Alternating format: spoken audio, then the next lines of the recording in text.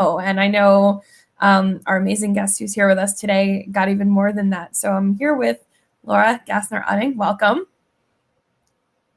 Hello from snowy Boston, where we did get 18 inches of snow. We actually got snow all of last winter. Wow. That's crazy. That's a crazy amount. Wow. Yes. Huh. So yeah. So for those of you who are watching, whether you're on LinkedIn or you're on Facebook, or if you tune in later, let us know where you're from. I always love to hear about that. We get people from all over the world, and sometimes it's from really surprising places. Like people must be watching in the middle of the night somewhere, So we'll see who joins us today. And let us know if you're affected by this storm. I think it's called Winter Storm Gale. Am I right about that? So yeah, I don't know. In our house, it's called winter. We don't have a snowplow guy. That's what it's called in our house, because this morning we woke up and looked out in our driveway, and my husband and I looked at each other and we're like, "Did you get the snowplow guy?" I'm like, "Did you get the snowplow guy?" And both of us realized that the college students who were plowing our driveway for the last several years must have graduated or something, and they're gone, because we realized this morning when there were 18 inches of snow on our driveway that neither one of us got a new contract this year. So yeah. Guess what our workout was this morning? Wow.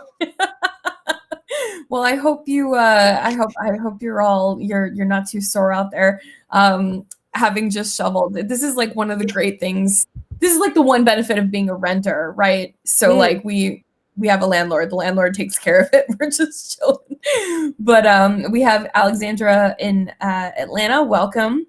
I'm guessing it's not snowing down there. So I'm curious to hear how the weather is out there. Cool. So this show is called Coffee with Entrepreneurs. I am a coffee nerd. And I'm always interested in how entrepreneurs start their day, whether it's with a cup of coffee or something different. Laura, how do you take your coffee? And if you don't drink coffee, how do you start your day?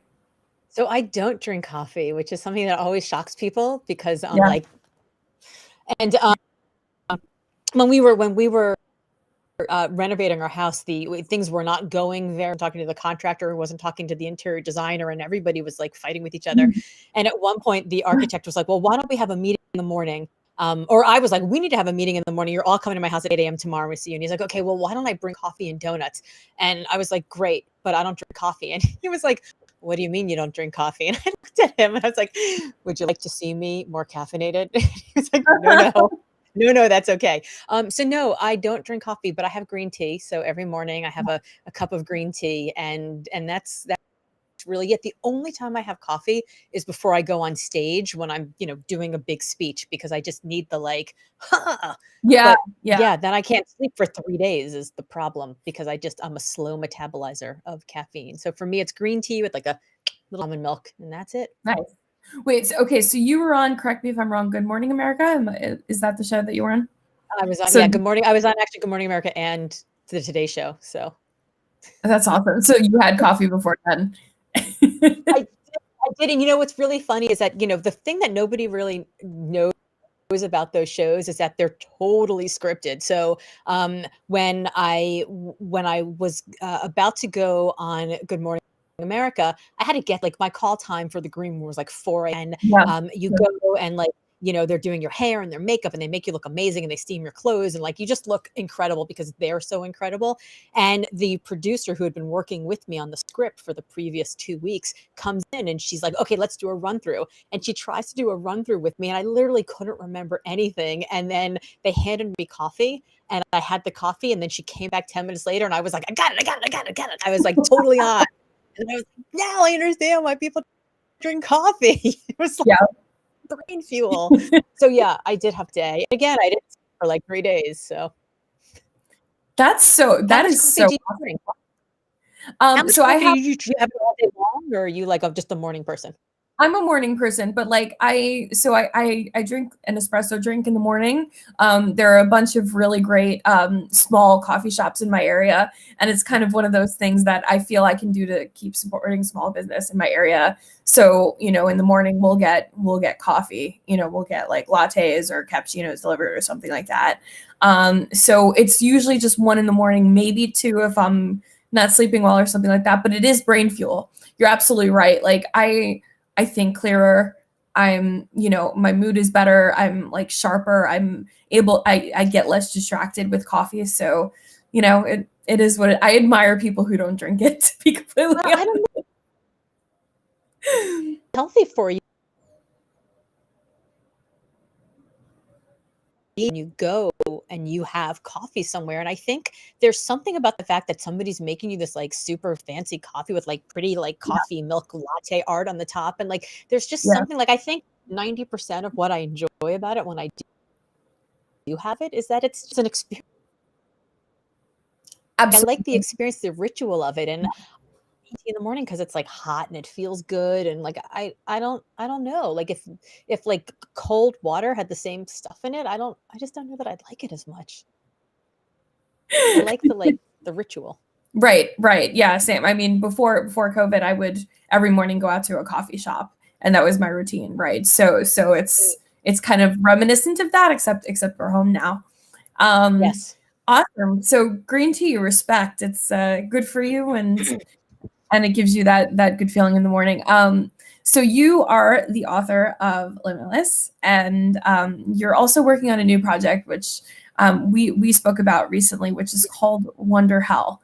And I Yes. love the idea so much, and I would love to hear. I'd love for you to tell our listeners what Wonder Hell is.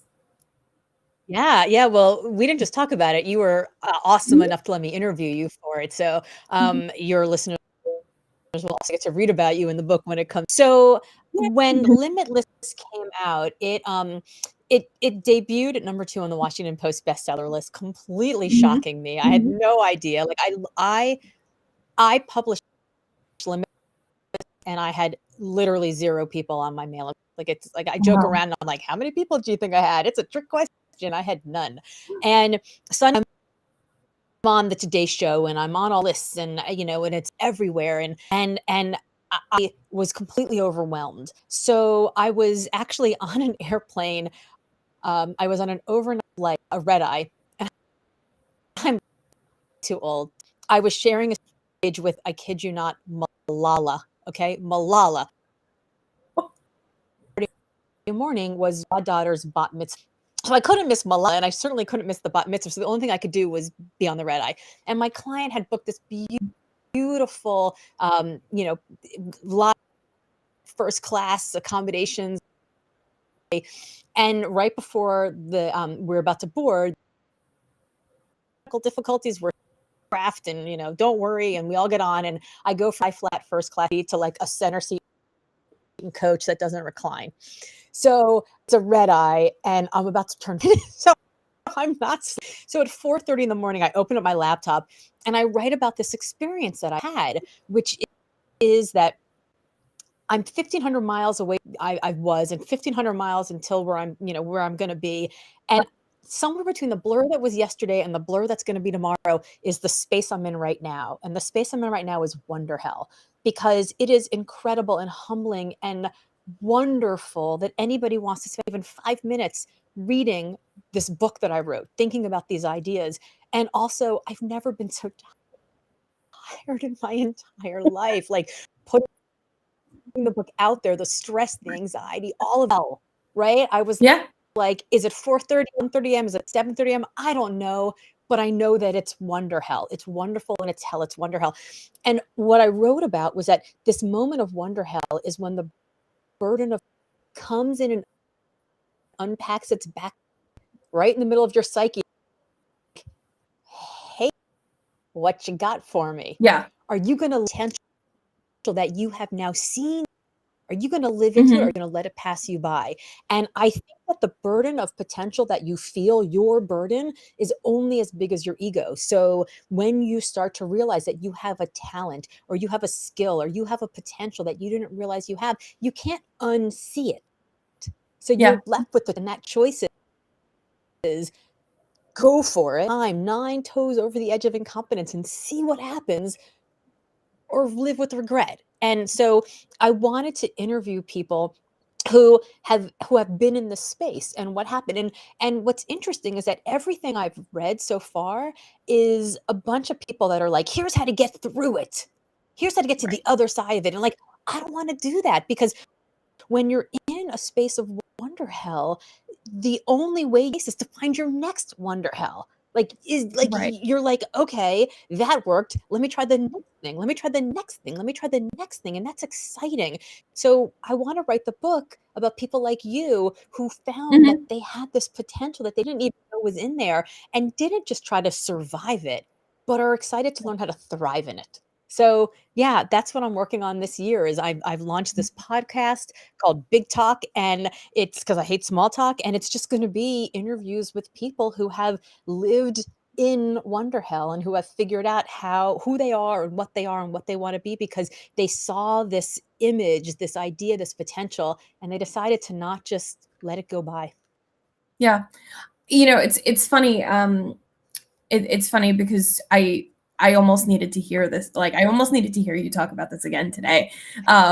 Because what I noticed is that, it's easier said than done, right? Like, listening from the outside, it's almost like, yeah, oh, so poor little rich girl, right? Like, you know what I mean? It's almost that kind of thing from the outside. But the truth is, people, when they can't live with the burden of potential, they self-sabotage, they self-destruct, they squander the opportunity, and how many situations have I been in as an artist, as an entrepreneur, where people can't live into the wonder hell, and in the 11th hour they give up. Yes. Right. Yes. They just, or they say, forget this, or they ruin their relationships, or they embarrass themselves, or something happens and it's gone. It's just completely gone.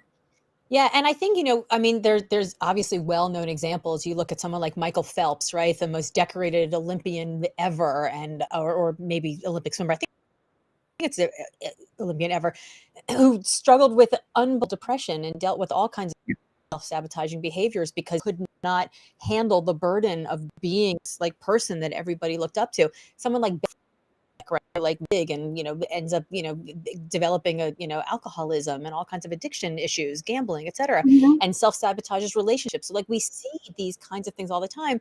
And then there's the other side of wonder hell, which I think is really interesting. I interviewed people who had the opportunity, when they could go bigger, to say, wait a minute, the rest of the world are faster, more money, more fame, more privilege, more power. But really, why did I get into the work I got into doing? I got in it because I want to have a certain kind of life, and I have that life. So I'm going to say no to the external pressure that's telling me I have to do something else, and actually live into the life that I really want. So, it's very much a sequel to Limitless in that way. But I think that the way that we manage it, I mean, there's certain people who told me things like, once I started getting bigger, the people who liked me smaller were not that nice to me. And I realized that I go of my life to get to.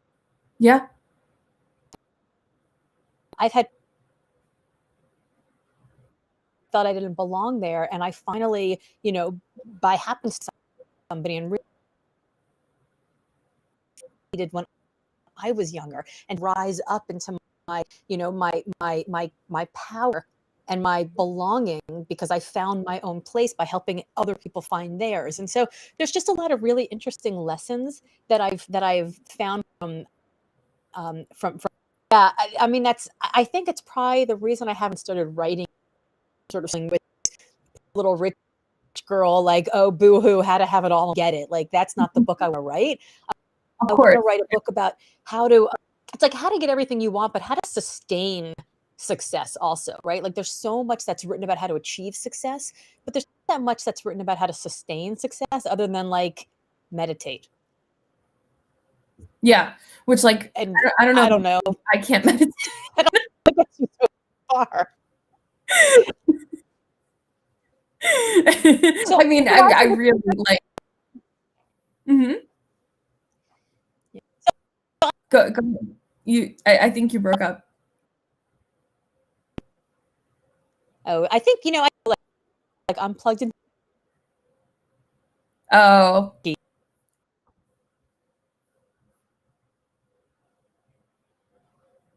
Are you there?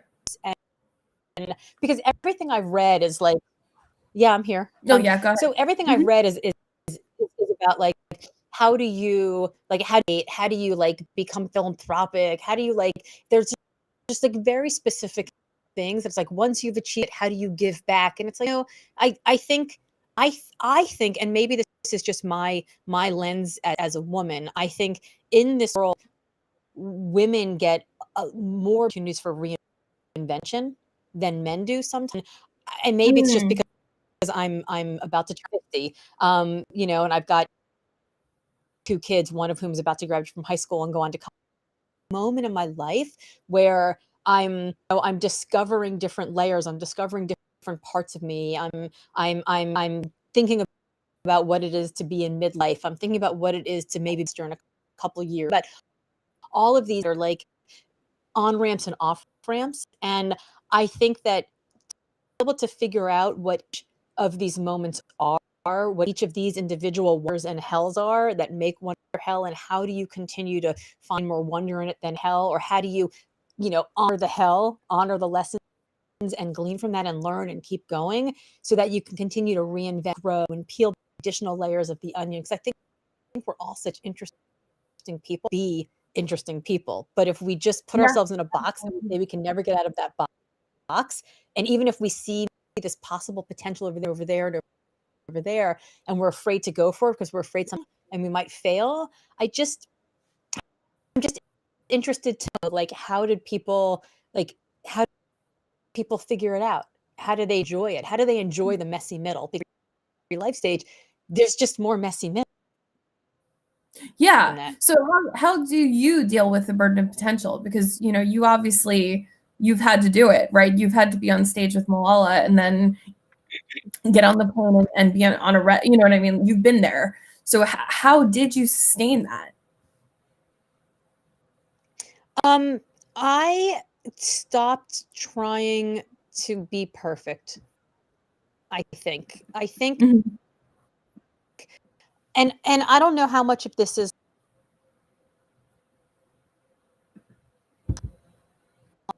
like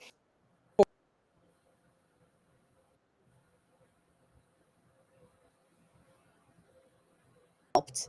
And I noticed over time,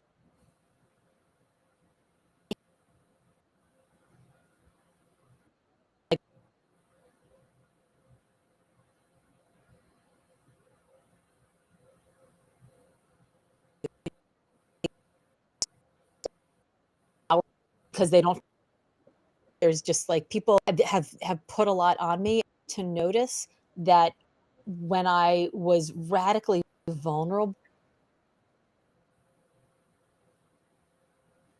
and the bad and the terrible, but just like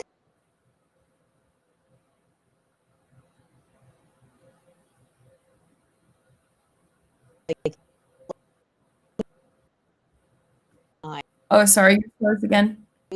social media. Are we? Can you hear me? Frozen? I can. We just unfroze again. Oh. I don't know where I was when we froze. I'm not sure how much. Sorry. You're frozen again. You know what? Let's try shutting off our video, see if that works. That may help. Okay. All right. There we go. Oh, I can hear you better. Yeah. Okay. I don't know where we were. Where? Yeah. So how did you live into that? How did you, you know, thrive in Wonder Hell? Yeah. So for me, right, it was not trying to be the like a lot of people from outside would ascribe all these ideas to me. Yeah, she's this, she's that, she's whatever. And I tried to like be that person. I tried to live into that. I tried to like show that as my only public facing person, because I was like, oh, that's what people like. And what I realized is nobody likes the win. They like the struggle. They want to cheer on your win, but they want to know that you did the work.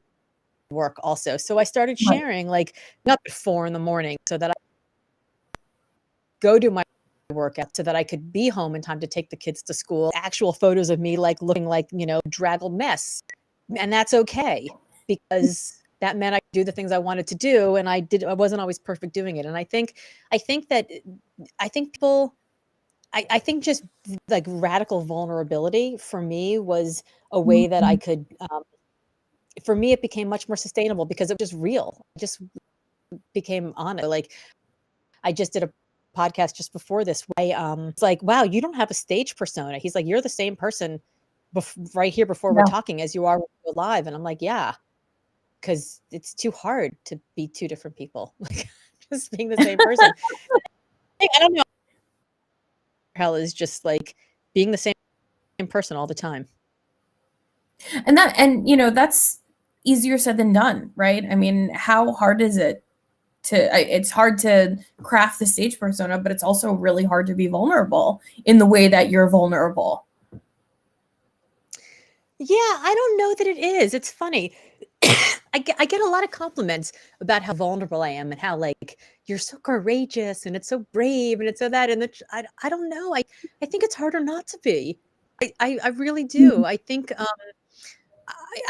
the thing is like I'm also super vulnerable like after I figured things out, you know? Yeah. So, like I did a Facebook Live a couple months ago where I was like, yeah, so I feel like a fraud. Like I'm this motivational speaker who goes on and I talk about like, you can live your best life. And meanwhile, I couldn't get out of bed on Saturday. Like I was so like I had like a low-key depression or something. I don't know. And I was so unmotivated to do anything or go. And I just felt like, what's the point? And then I had to get in and like give a motivational talk. And I just felt like such a fraud. And then I did some thinking about it and I realized maybe what makes me okay as a motivational speaker is that I understand that it's not just words. Like there's actually feeling behind those words and that I've been through it and I know it and I feel it and I see you and I am you. And so maybe I'm not such a fraud after all. And maybe you're not either. And people were like, oh my God, you're so vulnerable. And I'm like, yeah, but I already figured it out. Like I'm vulnerable about something that I already have the solution, So it's funny. It's almost like people don't see or hear what I'm producing as content. They see or hear what they're feeling as emotion. And so they feel the vulnerable part, but they don't, so and they're just so happy that they're not alone in it. I think I just company in people's misery sometimes that they feel like they can move forward not alone. And I think just not being alone is so important. Yeah. And but so I guess it comes naturally to you, but I find that especially in the motivation space, in the entrepreneurship space and things like that, there's a lot of people out there, right? A lot of speakers out there who aren't that, right? Their MO is, well, if you're, letting your feelings get in the way, or if you're in your own head or whatever, you're just not living your best life or whatever. But you're actually saying the opposite. You're saying, be vulnerable, right? Be who you are all the time. And that's the key here. Yeah, I have a real like bee in my bonnet about speakers who spend 98% of their time thinking about the performance and the bits and the jokes and whatever. And I'm like, no, start with your friggin' content. Like I have people who come up to me in, after I got off stage or in book signing lines, and they'll be like, I read and I left my spouse, or I read your, I quit my job, or when I started my own business, I had somebody come up to me like right after the book came out. She's like, I read the first half of your book and I quit my job. And I wanted to be like, read the second half, please. But like we are put on stage, or we're put on podcasts, or we're published in the media, or in publishing our books, and we hold the mantle of expertise because somebody has deigned that we have enough expertise to put us on on display. Yeah. And then people listen to us because why? We're experts. And so like when people don't have expertise, and they're just focused on like, how do I just repurpose content? Scott McKain, the author of Iconic, calls them book reports. He's like their actors who just get on stage and all they're is giving book reports. Like they're just taking bits of this and bits of that and bits of this, and they're just putting them together and they're just giving you a book report, as opposed to writing their own books. And I think it's such a perfect way to. So I am. I'm kind of a prig about this. Like it really upsets me when people just get up there and they just talk. They just talk the talk, and they just say things that like they're bad advice. And I have such a like issue with these, ridiculous hustle porn, guru types that are shouting at you from their rented Maseratis. We're like, rise and grind, baby, hustle harder. And it's like, no. So I was joking around with a friend of mine that I want T-shirts that say like, before you tell me what to do, show me what you've done. On the back, it's like hashtag, give me your P&L. Nice. But it's true, because so much of that guru life, right? Like I was right before the election, I saw somebody post on Facebook, well, what do you care more about, the election or your clients? And I was like, I'm sorry, what? Like, can I care about both? And it was such a like self-help guru nonsense, right? But I was, because of course the election affected me, right? You know what I mean? Of course I care about other people, right? So, what you're actually saying is a breath of fresh air, because it's the direct opposite.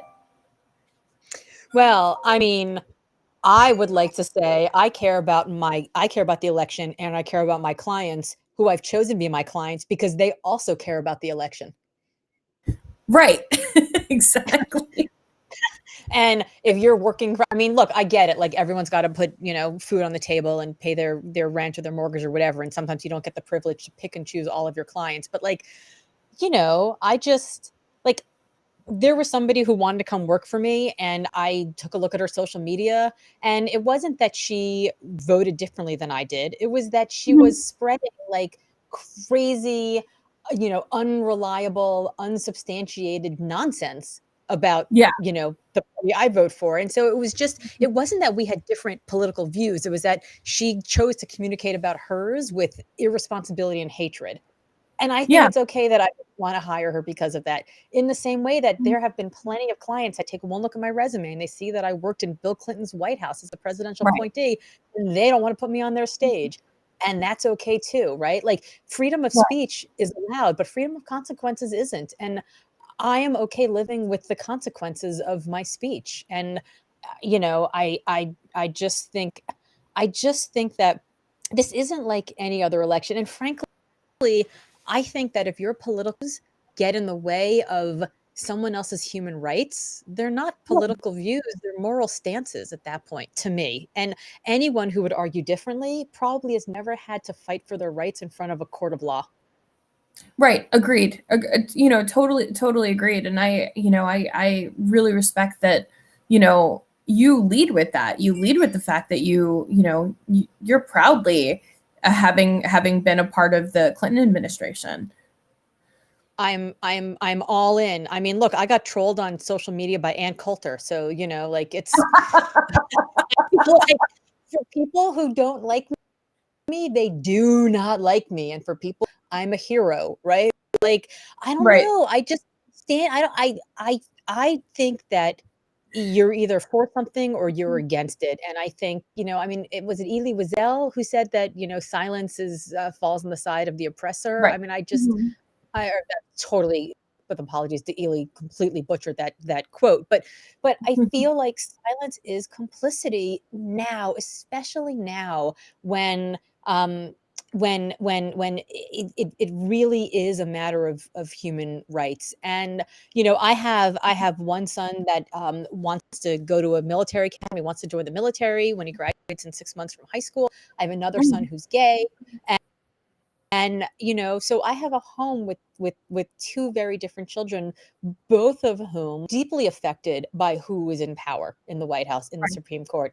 Senate, in the Congress. And so it really is a matter of life and death. So like, in case anyone's listening being like, oh, whatever, privileged lady, like, it's not that. Like, this is real. It's real. And I I I do believe that there is more than enough business to go around, and you can find somebody who will be aligned and who will not just accept you for the views that you put out there, but celebrate you for that. And if you don't have clients that are celebrating you for who you are, I don't know how you're doing work Oh, for them absolutely. as the whole version Agreed. of yourself. Agreed. Because the truth is, like, if you are in alignment, right, you do attract the clients that are worth your time. Yeah, and I feel like you can be fully who you are and give them your very best. And, look, I have plenty of friends that are on the other side of the political aisle from me. I have clients that I don't know if they vote the same way I vote, but it's different to have it's one thing to have a difference of opinions, and it's another to have a difference of morals. And I just the ones that are out there in this sort of vicious, hateful, spreading, unsubstantiated, nonsense, and the ones who are simply just putting their, wallet over other people's human rights. I don't know. I'm not saying like I forgive one and not the other, but I would find it more palatable to work for one. I've had conversations with clients already that are like, yeah, I know you and I don't agree politically, ha ha ha, Mhm. but, and then we like move on and it's fine. But Right. I don't know. I think I would have a very hard time helping, like, my job is to help people get unstuck and allow them to create, help them to create amazing, incredible lives and to accomplish incredible things. I would have a very hard time bringing my ability to empower people to do more of what they do if more of what they wanted to do was to, fly a Confederate flag and, yell the N-word at people driving by. I don't want to work with those people. I Right. just Right. don't. Yeah. No, fair enough. I mean, and you're, and we talked about this on your show. Like, you're in a position where you get to choose, right? You get to work with people you want to work with, right? And I've So, worked really hard, and I've worked time to get to that place. mhm. I Yeah. mean, that certainly wasn't always it certainly wasn't always what I was able to do. And, look, I think that, ah, I think that as an entrepreneur, you get to choose whether you want to, maximize profitability, you wanna maximize freedom and flexibility, or you wanna maximize impact in the world. And I think you get to choose 2 of the 3, right? So, for Mhm. me, when I ran my last business, I wanted to maximize in personal flexibility. I wanted to do great work with great people who were doing amazing things. And I wanted to go to my kid's soccer game at 4 o'clock on a Thursday, right? Like, that's what I wanted Yeah. to do. And I was willing to take on fewer clients to make less money in order to do those first 2 things. Now, here's the thing that I learned is that if you make decisions based on the things that you value, the third one usually follows. So it's interesting because I did the work, every decision, every major decision we ever had to make, we said, are we maximizing impact in the world? Yes. Are we maximizing our personal freedom and flexibility? Yes. Are we maximizing profitability? Not sure. Sometimes yes, Mhm. Yeah. sometimes no. Mhm. Fine. But the profit actually followed. So at Yeah. the end of the day, we all made more money than we had made doing the same work in the traditional, brick and mortar consulting firm that we'd all come from. So I think it's really interesting. But I think where a lot of entrepreneurs go wrong is they try to maximize on all 3 because that's what the world tells them that they have to do. You got Mhm. to do bigger, better, faster, more guy in the right. If you said to yourself, am I trying to maximize for profit, for impact, or for flexibility, freedom? It would be pretty clear how you would make your decisions. And I think in if we could slice it any way we want, but if you maximize for one or even 2, the third one always follows eventually. Right. And that's refreshing for, I think, a lot of people here, right? If you go for the things that you want, yeah, you'll still make money, right? If you're Mhm. going for impact, if you're going for flexibility, it's still possible to have an incredibly viable business. Yes, absolutely. So where are you in the Wonder Help process right now? So Well, my plan was that I was going to spend this fall and the spring writing it and putting it out next fall. And then I watched a lot of people put out books this spring and fall, and I watched them get really frustrated because they're really Mhm. great books were not getting a lot of splash because, it wasn't about politics, it wasn't about COVID. Right, It was right. hard to get any media attention. And so I thought, well, my book's probably pretty evergreen. And unless I have like a really good story about COVID in there, it's gonna seem a little strange. Just wait, right? I might as well wait it out. So I started going live to my Facebook community every morning at 10 a.m. during COVID, mostly Mhm. because I was like, does this camera work? Does this mic work? How's the lighting? I was trying to figure out my tech for my keynotes. And people started showing up. And I was like, well, as long as you guys keep showing up, I'll keep coming. So people kept showing up. And so I kept doing it. And then I got really sick of my own voice. So I was like, well, maybe I'll just invite some people on to do it with me. And that then became a podcast where I just started interviewing people about this idea of Wonder Hell. And, look, this is the entrepreneur journey, right? Like you try a little of this, you try a little of that, you see what works, you see what has legs, and then you go towards that. And you make a lot of little bets. And it was a little bet for big talk. And now I've done 42 of those interviews, Mhm. including yours, which I'm going to take December and January off, Mhm. figure out what themes I have, and then start again in February, do another 42 or so shows, and then write the book based on that. And I'm hoping that it'll come out probably in spring of 2022. I'm so excited. I think the world needs this, and I think that anybody in the entrepreneurship space, they need to learn to deal with the wonder hell, right? Anybody certainly in the art space needs to learn to deal with it. So I'm so excited to read about all these stories of people who have done amazing things, right? And realize the burden of their potential and, thrived in that. It's wonderful. I think it'll be great. I mean, I've interviewed everyone from Alan Mulally, who used to, who turned around Ford and Boeing, to Kara Golden, who founded Hint Water. Our mutual friend Dory Clark interviewed Marco Schizzetto, who was a very promising runner from Kenya. And Mm. in a depressive spiral, got lost in the snow in Alaska, lost both of his legs or his feet, so his legs were amputated beneath the knees. And now he's the fastest double amputee runner in the world, right? And so he's not only found Wonder Hell, he found it twice. And so I've just been interviewing really fascinating humans, and I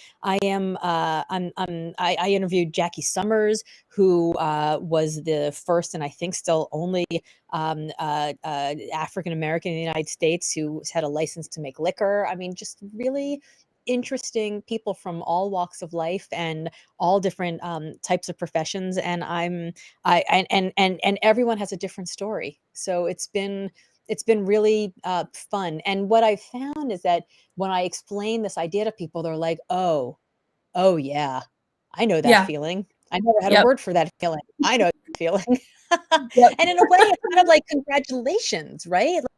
Like congratulations, you found another gear. Like you found more inside of yourself. Like what a gift that Right. is.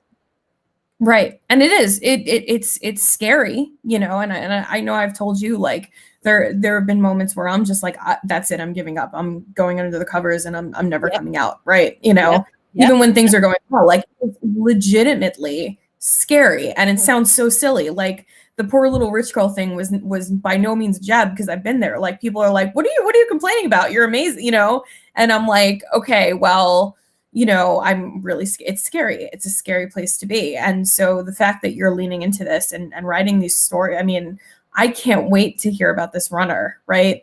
What a fascinating story, Fascinating. And this and guy is like, he's amazing. He's like so optimistic. Like he is, I mean, people want to listen to the they're all on iTunes. You can or just look up LGO Big Talk and Mhm. subscribe or listen. And Marco Schizzetto is incredible. And he's just like, like the sun comes up, lay everything else is a gift. I mean, it's just if you need like a dose of optimism, this guy is like he's like sunshine in a bottle. That's awesome. That's so cool. So what should I have asked you that I didn't get to?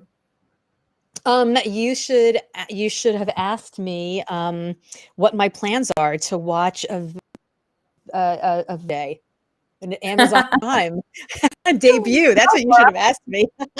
What are you doing this weekend? I am my debut of Very Queer Holiday. I'm so excited for it. Oh, thank I am, you. first of all, I'm a sucker for holiday movies. But I am always frustrated. Somebody who has just like gone through an experience with my son where like I Mhm. knew he was gay since he was born, basically. Like Oh, they handed him yeah. to me in the hospital and I was like, this one's different than the first one. I don't know why, but there's different about him. He's not the same as the first. By the time he was Yeah. 3, I was like, "I think he might be gay." And by the time he was 5, we were like, "Yep." And Yep. we basically then spent the next 10 years waiting for him to come out to us, or Yeah. rather invest into his life. And I spent a lot of that time reading about how coming out is actually kind of abusive to people who are queer, because they have to spend every conversation for the rest of their lives coming out over and over and over and over and Right. over. Right. And how dare we as like heterosexuals deign to own their sexuality? Like they have to tell us like what? I don't like I come out to anybody saying that I'm straight. And Right. so I've always been frustrated that every show has somebody who is not heterosexual in it. Like they have to come out in some way as if like their sexuality is part of our judgment about their worthiness as a character. And so the Right. fact that this is just a holiday movie about normal people being normal without any like Sturm and Drang is so exciting. And I'm so excited Yeah. to son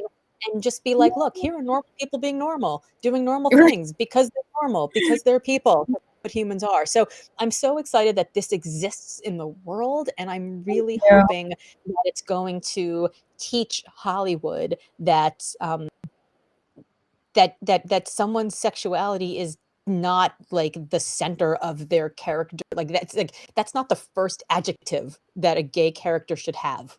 Right, right. I appreciate. I thank you. First of all, thank you so much for saying that. Second of all, it's true. I mean, queer characters, trans characters especially, they either come out or they die or both, Yes. right? You know what I mean? Yes. Like that's always been the narrative, and so we really just we wanted to show them, messing up because they're people, not because they're queer, Yes. Yes. and not having to be disaccepted or disowned or, so thank you. And I'm so glad you and your son are going to watch it. I'm I'm excited to hear what he thinks, because he's really the next generation. He's at that age right now. And not absolutely, and not only me and my son, but also my husband and my older son, who's straight, Oh are all yay. going to watch. Yay, that's awesome. Because I think that's important. Yeah, I mean it's for straight people too. You know what I mean? It's just a holiday movie about doing normal holiday things. Like that's it. It's a holiday movie. Period. Thank you to the Gassner Otting family for watching. I appreciate it.